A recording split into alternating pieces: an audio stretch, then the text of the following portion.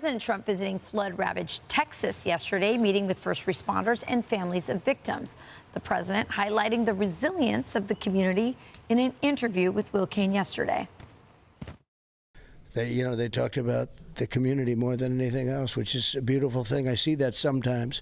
Sometimes they don't. Sometimes they want to get out of a community. I've seen that too.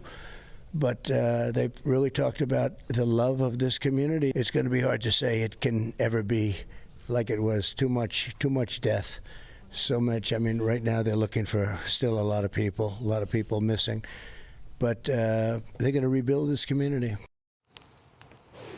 Joining us now, the actual host of the Will Cain Show. So, Will, I have to say, from the beginning, when this first happened, I have thought so much about you in particular. This is literally your backyard. What was it like being down there? First of all, I have been sad for a week. So I'm going to take a minute to be excited about that. I'm back with my friends here. Yeah. I'm back with my friends for a moment, and I'm going to take that moment.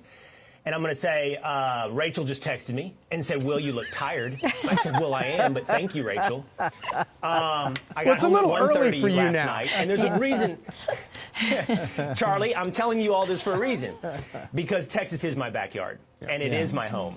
But it was a 5-hour drive home last night. It's a long way down to Central Texas from North Texas. It's a long way to the hill country.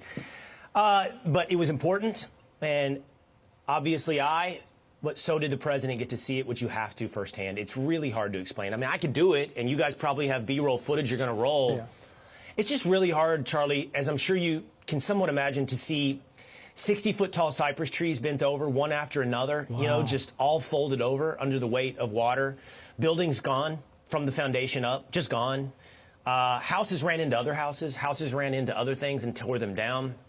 And then, of course, the horrible stories. And I do not want to be emotional today. And the fact that I'm tired will make it hard not to be emotional. But obviously the story of the children. And the president got to see that. He got to talk to the families. Yeah. And it means a lot. It really does to see the president. I know it means a lot to people. And you guys know this, the president cares about ordinary Americans. Yeah. Okay? So he proves that over and over. It was great to see him yesterday. And the First Lady, too, right, Will? Oh, thank you for saying that, Kevin. Honestly, Rachel, that's my first time meeting Melania, the First Lady. Wow. And it was really cool to see her yesterday. And the president came over to talk to me after meeting with victims' families. She stayed longer and stayed with those families. And I've heard it has really impacted her.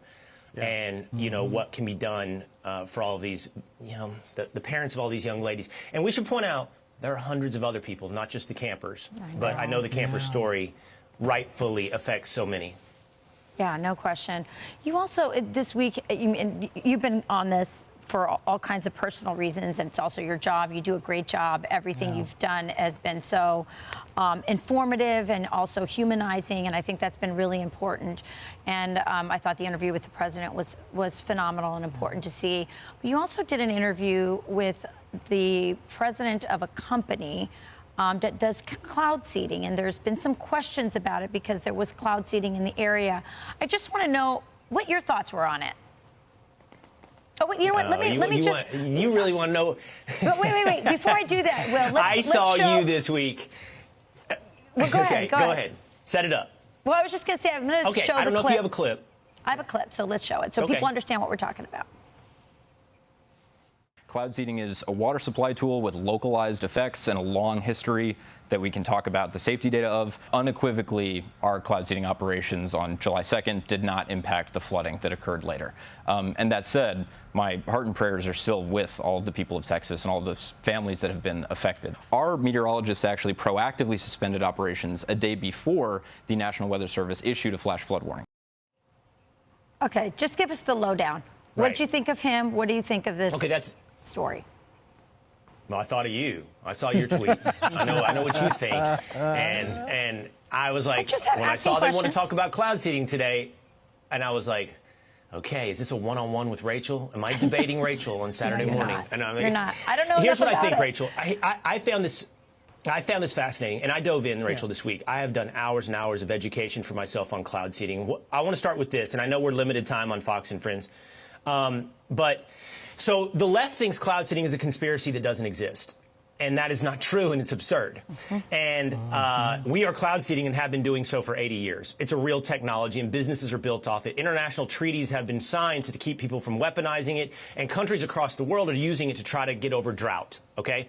Cloud seeding is not geoengineering or the new, more experimental technology of trying to put reflective materials into the sky to keep the sun from heating up the Earth. This is a climate change thing. Let's see if we can cool the Earth by creating a layer of reflective particles in the sky. And it's not chemtrails. Those are 3 different categories: chemtrails, geoengineering, and cloud seeding.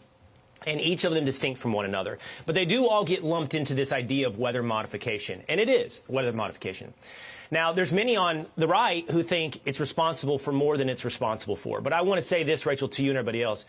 I walk into this, as everyone should, and I do think the CEO of Rainmaker has a lot of humility. You should have humble about what you're doing and the chain reaction and unintended consequences of what could happen.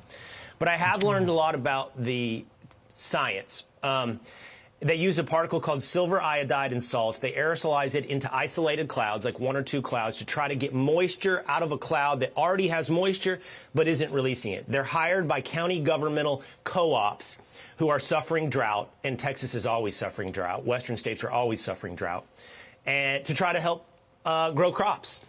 And they have contracts primarily in Utah, Idaho, Texas. I don't know about California. And they were cloud seeding on July 2nd, 2 days before these floods, in a different part of Texas, 170 miles away, downstream, literally downstream and downhill and down jet stream from where this took place.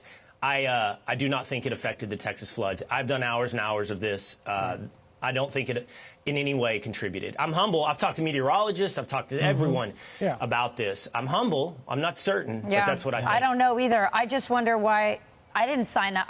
Did you guys vote for cloud seeding? I didn't vote for cloud seeding. Neither. And they're not very open about it. So. Well, but Rachel, you would, the way that works, just for the record, is you would at the county commissioner level, you would at the I don't know if city councils do it. Why did they That's tell us who it his wasn't clients happening? are. I don't know. We just need more transparency. Yeah. If you guys are cloud seeding, then tell us about it. Gotta go. That is definitely true. And I think this guy, for the record, I think this guy has been super transparent in addressing the problems. I'm just telling you what I think. Yeah. You know, he's done hours and hours of interview. You can decide whether or not you believe it.